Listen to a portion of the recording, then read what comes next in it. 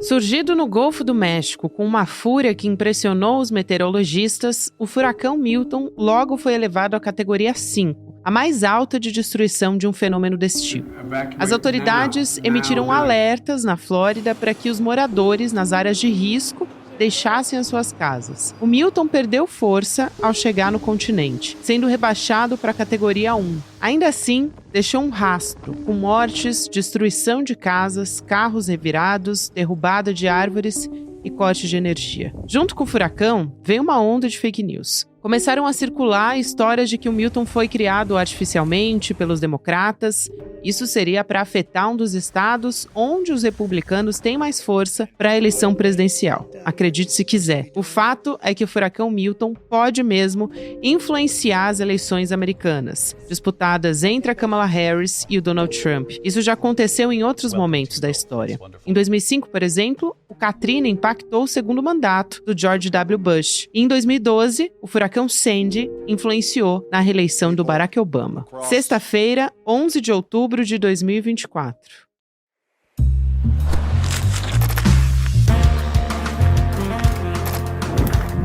Olá, seja muito bem-vindo, seja muito bem-vindo. Eu sou a Gabriela Varela,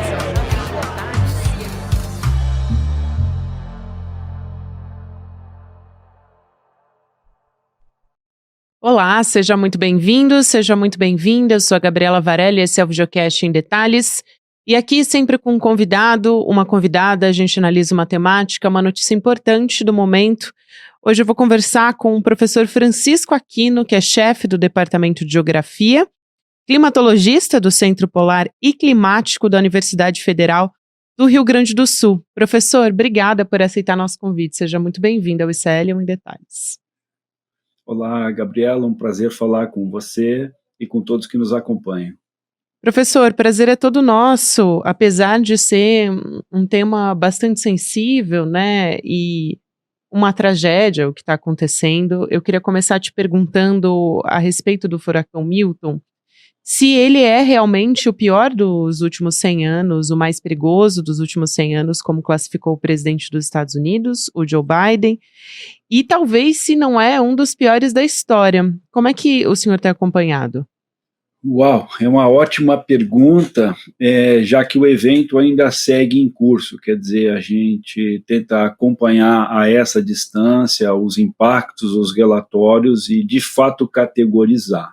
É importante colocar nessa sua pergunta, e eu acredito que a própria manifestação do Joe Biden, assim como os serviços de emergência e de proteção à vida nos Estados Unidos, o próprio Serviço Nacional de Meteorologia, de Alerta e de Furacões, de terem sido muito enfáticos com a magnitude desse evento. Sem dúvida ele foi muito forte, e a época em que ele estava ocorrendo. Há mais ou menos uns 12 dias a gente teve, próximo a essa região, o estado da Geórgia, Atlanta, Carolina do Norte, Carolina do Sul, um furacão com impacto muito, muito forte, com mais de 227 mortes, inundações extremas, que foi o furacão Helene. Né? Então, o Helene ele já entrou para o ranking de um furacão recente com tanto impacto em números de mortes ou em infraestrutura semelhante ao Katrina, quer dizer, assustou de verdade a intensidade e magnitude desses furacões, desses últimos dois. Portanto, o Milton, ao surgir aí no Golfo do México, ele rapidamente se desenvolveu, muito robusto, vamos dizer assim, do ponto de vista da física e da meteorologia da atmosfera, quando a gente fala de um furacão. E, claro, ele atingiu categoria máxima muito rápido. Então, isso é muito fora do comum para essa época do ano. É bom ressaltar que ao redor do dia 10 de setembro, que é o pico de furacões do Oceano Atlântico Norte. Então, quer dizer, normalmente, a partir de 10 de setembro, a gente vê outros furacões e tempestades tropicais importantes ocorrerem, mas não com esta velocidade e esta intensidade. O que também me joga na sua pergunta inicial, que com as águas mais quentes, as mudanças do clima, especialmente a região do Golfo do México e o Atlântico Norte, mais quentes favorecem a formação de mais furacões intensos, isso é, categoria 3 para cima, E, claro, eles estão com um maior potencial destrutivo, já que eles preferencialmente entram continente adentro, aterram, como a gente diz, né?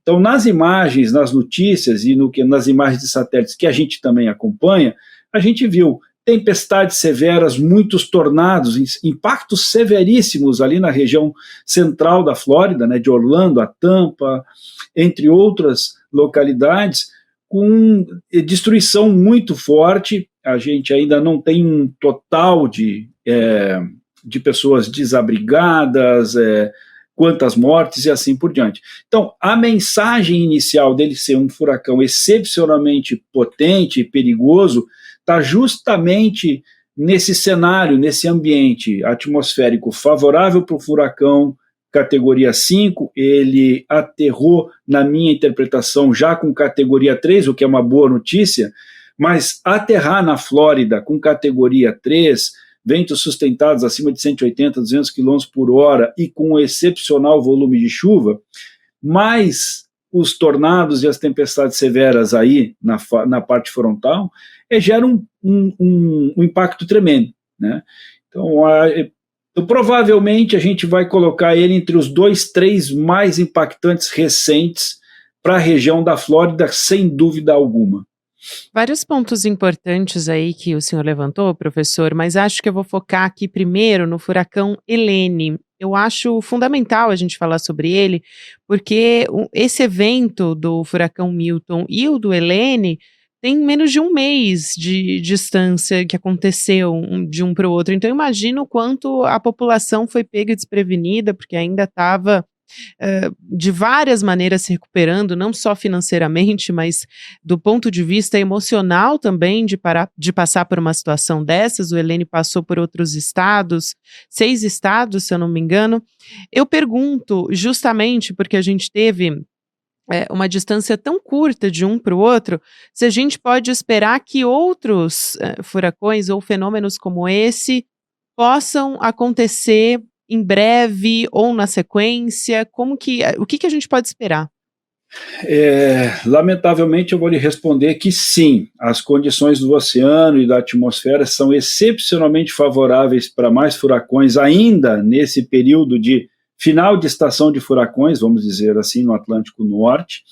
A gente precisa combinar a mudança climática e especialmente os oceanos mais quentes. Os oceanos, a partir de 26, 27 graus Celsius, alimentam e dão intensidade para estes furacões. E a gente está com águas na região do Golfo do México e do Atlântico Norte acima de 30 graus Celsius.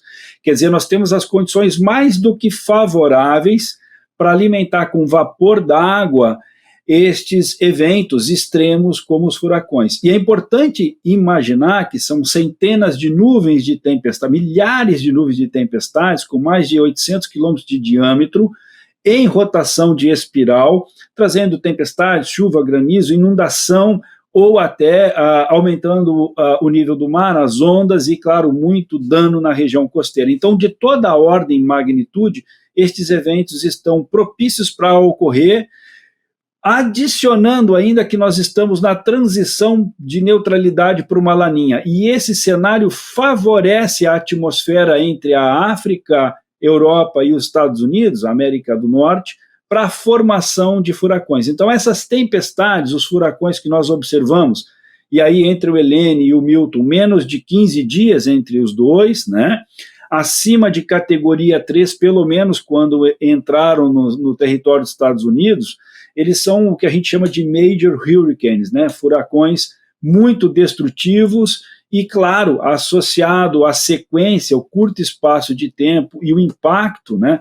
Veja, o Centro Nacional de Dados de Tempo e Clima dos Estados Unidos fica na cidade de Asheville. Eu já tive a oportunidade de visitar, né?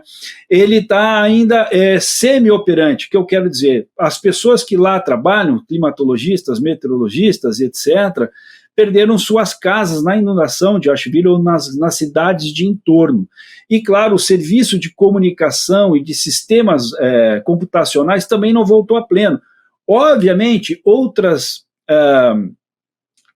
centros de previsão do tempo e de furacões na Flórida, etc., entram em ação e mantêm o serviço meteorológico de alerta funcionando. Mas a gente teve um impacto, e é curioso falar isso, né, porque quando a gente visita esse centro da NOAA em Asheville, ele é uma espécie de um grande bunker computacional e de informações centenárias em papel, inclusive lá guardadas, né? Lá é um local que alguns brasileiros meteorologistas fazem treinamento, né? Quer dizer, a gente ganha expertise e aprende, né, a lidar com mais desses eventos. Portanto, a gente está num cenário bastante desafiador. Lamentavelmente, com as mudanças do clima, os furacões tendem a aterrar mais no sul e sudeste dos Estados Unidos. É uma preferência, porque a mudança da circulação atmosférica lá está condicionando isso. E também eu gostaria de destacar que o estado da Flórida é o estado que mais enfrenta furacões de modo geral, quando a gente olha todos os estados americanos. E, lamentavelmente, nas últimas 2 décadas, o número de furacões que lá aterram e a intensidade deles também aumentaram. Nós estamos falando, de modo geral, para a Flórida, mais de 7 milhões de pessoas diretamente impactadas. No caso do Milton, os valores oscilam ao redor de 12 milhões diretamente impactadas entre ontem de tarde, aproximadamente, ontem à noite, quando de fato o furacão aterrou. Ele ainda aterrou um pouco mais antecipado, quer dizer, ele vinha se movimentando bem, né, até ele cruzar a península da Flórida e agora atua na costa, né, do Atlântico, no leste da Flórida, já no Atlântico. Um dos pontos importantes dessa passagem do furacão Milton é que ele atingiu, professor, e claro, o senhor pode explicar muito melhor do que eu, mas ele atingiu muito rapidamente a categoria 5, né? Então, vários cientistas ficaram muito surpresos e a gente teve aquele cientista norte-americano, né, o meteorologista John Morales, que é especialista no Serviço Meteorológico Nacional, conhecedor a fundo de todos os fenômenos dessa natureza. Ele foi dar uma entrevista na TV local e ficou emocionado, ele ficou com a voz embargada, com tudo que ele estava vendo. Ele disse que era muito assustador isso que ele estava acompanhando. Eu quero perguntar, professor, o quanto a gente tem a urgência climática muito afetando tudo isso que está acontecendo, né? Parece que é um fenômeno natural quando a gente conversa, mas tudo que a gente tem visto nos últimos tempos impacta diretamente. O senhor explicou a respeito das temperaturas recordes no Golfo do México, a gente tem um impacto também das emissões de combustíveis fósseis, enfim. A gente a gente pode ver um cenário piorando, se deteriorando ao longo dos anos, se a gente continuar nesse ritmo?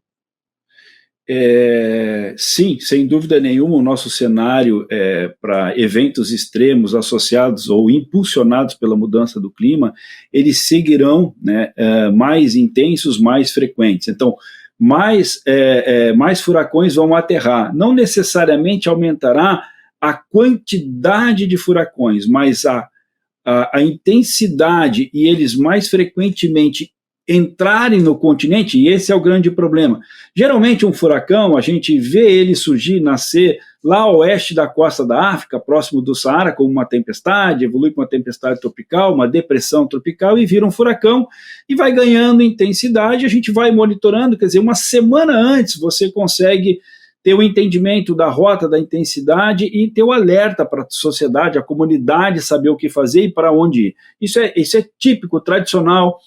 Quando a gente fala, por exemplo, dos Estados Unidos, que tem um dos melhores, ou o melhor sistema de monitoramento de furacões, né, e entendimento sobre isso. Mas há mais de século a gente vem aprendendo com os furacões e seus danos, seus desastres, e graças a isso a gente diminuiu o número de pessoas impactadas diretamente ou o número de mortes. Mas, lamentavelmente, na história recente, estes eventos ganhando intensidade, eles estão adentrando em regiões densamente povoadas, eles estão mais frequentes no interior do continente, e aí, é claro, ou pela inundação, ou pelo tornado, quer dizer, os eventos associados ao furacão. O furacão é o ápice dos sistemas meteorológicos do sistema terrestre, a gente poderia dizer isso. Por quê? À medida em que o planeta tem o oceano quente e a região tropical equatorial é quente, uma das formas do planeta aliviar o calor, quer dizer, arrefecer, é formar sistemas vigorosos e em algum momento até exalar esse vapor d'água na estratosfera. Então, o que nós vemos hoje, com o planeta mais quente, esses fenômenos cresceram em envergadura e intensidade, e é por isso que os especialistas nos Estados Unidos estão assustados. E há mais ou menos uns 5 ou 10 anos, a gente passou a observar um outro fenômeno curiosíssimo, perigoso no Atlântico Norte e no Golfo do México. O que é? Normalmente os furacões maiores e muito bem organizados, isso é, o olho do furacão era perfeitamente bem desenhado e a parede das nuvens de tempestades fazendo o giro ciclônico, eles eram muito mais desenvolvidos no Pacífico Oeste, que é mais quente continuamente, e à medida em que essas tempestades da região central do olho do furacão elas enfraqueciam, elas são repostas por novas nuvens de tempestades. Esse processo era raro, quase nunca observado no Atlântico Norte, e hoje ele é comum ano a ano, a gente vê 2, 3, 4, como é o caso do Milton e do Helene. Então, o que a gente chama de eye-wall replacement, né, a reconstrução do olho do furacão, quer dizer, o núcleo de tempestade se mantém robusto e com alto impacto, é uma das características que nós temos agora, porque o Atlântico, todos os oceanos, mas em especial o Atlântico Norte e o Golfo do México estão mais quentes. Aliás, a gente até poderia usar essa explicação para entender o seguinte: depois que esse furacão, o Milton, agora entra para o Atlântico Norte, ele pode encontrar a água mais aquecida, ele pode manter energia sustenta, e chegar na costa da Europa, ou central da Europa, por exemplo, com uma tempestade tropical intensa e também causar dano ou inundação, como recentemente a gente também observou. Professor, outro ponto aqui que eu quero entender melhor é quantos dias a gente pode ter nessa passagem do Milton. Como que deve ficar a situação? A gente está gravando nessa quinta-feira à tarde, então entre quinta-feira à noite, amanhã de sexta-feira, e acho que o senhor pode explicar melhor como é que funciona a passagem do furacão, né? Se ele necessariamente vai perdendo força. A gente chegou a ver imagens na internet das ondas dentro do furacão, né? Captando ondas de até 8 metros dentro do furacão Milton, ventos acima de 120 quilômetros por hora, até 80 quilômetros por hora dentro do olho do furacão. Então, qual é o potencial de destruição disso, para que as pessoas consigam visualizar, né? Enchentes de que magnitude? O potencial sempre é enorme. Quer dizer, geralmente, o furacão, às vezes, 100 quilômetros, 300 quilômetros distante da região onde ele vai impactar, da costa, a gente já tem ondas, a maré subindo, a maré se sobrelevando pela maré de tempestade que nós chamamos. Quer dizer, esses centros de baixa pressão, nesse caso o furacão, ele organiza um giro de circulação oceânica que ele faz a água se espalhar a partir dele e se eleva na borda à distância. Portanto, as regiões costeiras são inundadas, a gente tem enorme impacto na biodiversidade, na natureza costeira e, claro, em qualquer infraestrutura que a gente tenha lá. Então, pode ser um pier,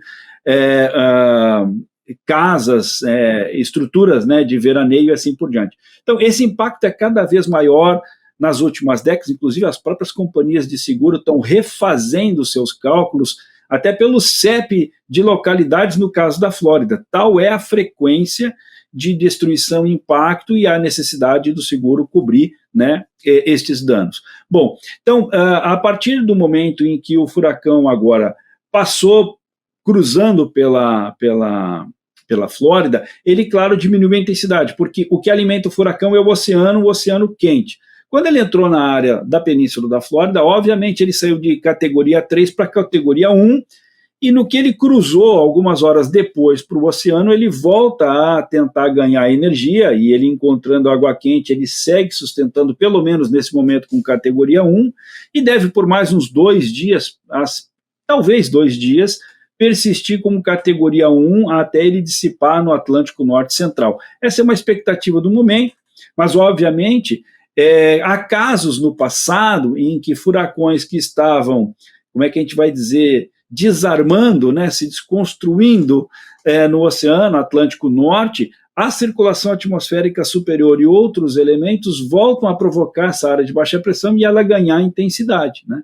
Mas assim, esse não é especificamente o caso.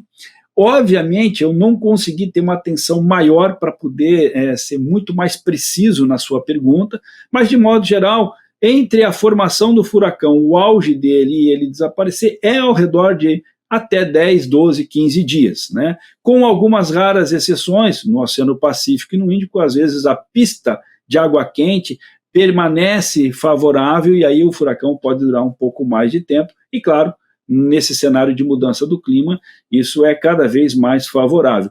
Quando você fala de ondas de 9 metros, né, e elas têm um impacto tremendo em toda a região costeira, inclusive elas mudam o perfil da região costeira por completo, então aquelas praias que você diz, essa era uma praia retilínea, suave, tranquila, hoje ela está completamente modificada. Se a região ela é mais natural, ela é mais preservada, em poucos meses a gente volta a ter uma recuperação gradativa e natural dessa região. Quanto mais ocupada, quanto mais infraestrutura e mais obras a gente faz nessas regiões costeiras, sem dúvida alguma a gente tem maior impacto e demora mais para a recuperação, tem maior custo, né? Mas eu citaria para você que muitas vezes, não querendo mudar o assunto de furacão, ciclones extratropicais excepcionalmente intensos no sul do Brasil conseguem gerar ondas de até 9 metros aqui na Praia do Hermenegildo com muito impacto. Mas não querendo fugir do assunto, voltando para furacões, é excepcionalmente impressionante o que esses sail drones, né, uma espécie de drone a bordo de uma pequena embarcação que fica lá sozinho, registrando os dados, temperatura, velocidade do vento, pressão, e imaginando, né, o tamanho das ondas e a intensidade da tempestade. Essas tecnologias hoje, a bordo de satélite, os drones no mar, ou aviões que fazem, né, o levantamento do furacão, nos ajuda muito a entender a rota, a duração e a intensidade. E foi estes valores iniciais do surgimento do Milton que, de fato, chocou a comunidade meteorológica nos Estados Unidos, e nós aqui também, porque não é mais a época disso estar acontecendo com tal intensidade e com tal rapidez. E isso só é possível em cenários bastante de mudança climática acelerada, que é o que a gente entende que a gente já está. Você citou ainda o Helena, né? O Helena já tem um estudo científico publicado, se não me engano, ontem ou hoje, de atribuição à mudança do clima na intensidade do Helena. Então, todo o impacto do Helena, a temperatura da superfície do mar, ela é já explicada cientificamente pelas mudanças do clima. Portanto, a sua pergunta, ela converge nessa nossa visão, né, ao longo das últimas décadas, especialmente nos últimos 5 anos, com o agravamento dos eventos extremos de todo tipo, uma ordem, no hemisfério norte e no hemisfério sul. Professor, 2 perguntas aqui. Primeiro, rapidamente, eu queria saber a diferença entre o furacão e os tornados, que são uma grande preocupação, justamente porque os tornados, como se fosse uma consequência ali do furacão, eles vão se formando, não tem uma previsibilidade, então isso preocupa muito a população por ali. E a outra questão são as consequências de fake news que estão sendo disseminadas durante a passagem do furacão Milton, inclusive chegou a se dizer, algumas absurdas, claro, mas há um impacto quando chega na população. Qual é o impacto não só para as pessoas que estão recebendo, né, para a ansiedade, para contribuir para o pânico se instaurar entre essas pessoas, mas também para impactar no trabalho de voluntários ou do próprio governo, enfim, para mitigar tudo que está acontecendo em consequência da passagem do furacão? Eu vou começar pela sua segunda pergunta.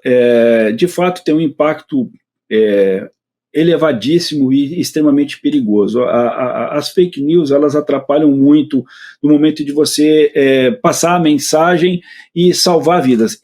Emergencialmente, a nossa prioridade sempre com a mensagem de um evento extremo é proteger a vida e claro, depois resguardar o patrimônio e voltar o mais rápido possível à rotina dessas pessoas em diferentes localidades.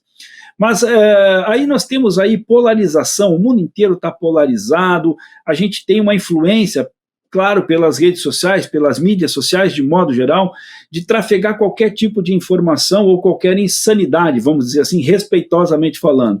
Então é nesse momento em que as notícias fantasiosas, as fake news propositais, né, elas atrapalham no resgate, no salvamento, na proteção da vida e no ordenamento de como as coisas têm que funcionar. Então, a gente observou recentemente aí nas autoridades dos Estados Unidos, ali na região da Flórida, elas sendo muito mais enfáticas, né? E a necessidade de ser enfática é porque você tem que passar a mensagem e realmente tirar a fake news, desmascarar a fake news e, de fato, o cidadão entender que ele vai ter prejuízo para começar a vida e depois ao patrimônio dele. Então, a história dos furacões nos Estados Unidos, pelo menos, vamos falar assim, né, que é o foco nesse momento, a gente sempre melhorou a previsão, desviou dos impactos e facilitou a humanidade para preservar a vida. Lamentavelmente, a onda das redes sociais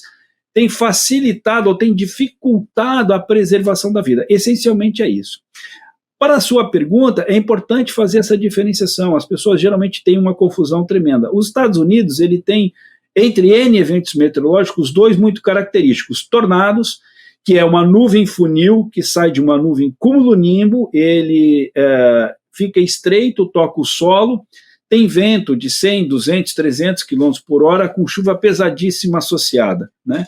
Bom, no caso de um tornado, ele tem elevadíssimo impacto destruindo casas, e a gente vai ver as imagens, por exemplo, no furacão Milton, na aproximação dele, casas destruídas, carros de cabeça para baixo, etc. Quer dizer, antes do furacão de fato chegar naquela região, as tempestades, os tornados já causaram a maior destruição possível. E, por último, ainda veio a inundação e a chuva pesada com vento do furacão em si. Então, o furacão vai ter de 500 a 1.000 quilômetros de diâmetro, circular, rotacional, com um aglomerado de milhares de nuvens de tempestades, enfraquecendo e se reajudando e se renovando, mantendo as características, principalmente enquanto está sobre água quente. Mas na borda do furacão, nessa espiral, na aproximação, já vem a pior mensagem. As ondas grandes, o vento começa a aumentar e as nuvens de tempestades com os tornados, vamos assim, proliferando na região. Então, o maior impacto do Milton já aconteceu 3 a 5 horas antes dele de fato aterrar, com inúmeras localidades da costa oeste ao leste da Península da Flórida, com danos totais, quer dizer, casas totalmente destruídas, bairros totalmente destruídos, carros completamente destruídos, virados de cabeça para baixo por conta do impacto dessas tempestades. Similarmente, o Helena também causou o mesmo impacto nas Carolinas e na Geórgia, na região de Atlanta e assim por diante. Além de muita chuva, muitos tornados. E aí é que a gente encontra as maiores fatalidades. Então, as maiores fatalidades, ou o número de fatalidades, cresce com a quantidade de tornados, ou com as inundações, ou até com as ondas na região costeira. Então, o alerta, voltando para a segunda pergunta, o alerta preciso ajuda muito a salvar vidas. A fake news, a dúvida nesse processo, ela é perigosíssima, porque ela pode se tornar vital na preservação da vida. Professor, quero muito agradecer a sua presença aqui, esclarecendo, assim, foi brilhante a sua avaliação. Professor Francisco Aquino é chefe do Departamento de Geografia e Climatologista do Centro Polar e Climático da Universidade Federal do Rio Grande do Sul. Obrigada, professor, até uma próxima. Nós é que agradecemos, Gabriela. Muito obrigado pela oportunidade. Até mais. Aqui nesse finalzinho eu quero lembrar a você que a gente está com um curso de educação financeira que o Eduardo Moreira está colocando no ar agora. Você que também precisa melhorar, entender como é que funcionam os investimentos, assim como eu. Então, esse curso é para você não deixar o seu dinheiro no banco, ali com as decisões tomadas pelo gerente do seu banco. Você tem que saber o que é melhor para a sua saúde financeira. Então, como você não vai ficar rico da noite para o dia, porque isso não existe mágica, então a gente vai ensinar, o Eduardo Moreira vai trazer esse curso para explicar o Guia da Liberdade Financeira no dia 13 de outubro, é um domingo, 8 horas da noite. Não perca, para você participar, você pode se inscrever por indetalhesicl.com.br e aí você se inscrevendo pelo Em Detalhes, você apoia o nosso trabalho Também, se você gosta de acompanhar as entrevistas e todos os assuntos que a gente aprofunda aqui diariamente. Obrigada a você que me acompanhou até aqui. Você fica com o Mercado Investimentos agora. Na sequência, Rolê ICL. Lembrando que o Em Detalhes está nas plataformas de áudio também, além do YouTube, às 10h30 da manhã. Você pode ouvir em qualquer momento do seu dia. Obrigada. Até mais. Faltam só 2 dias para nossa aula, o Guia para a Liberdade Financeira. Uma aula onde eu vou ensinar o passo a passo, o caminho que vocês têm que seguir de uma maneira muito prática para poder construir um patrimônio e sair de situações de endividamento e de desequilíbrio financeiro. Todo mundo vai mudar a caminhada financeira depois dessa aula. É uma aula revolucionária. Se você não está inscrito, se inscreve, só faltam 2 dias. É aqui embaixo e é gratuito o link para você se inscrever. Daqui a 2 dias a gente está junto. Um abraço e até lá.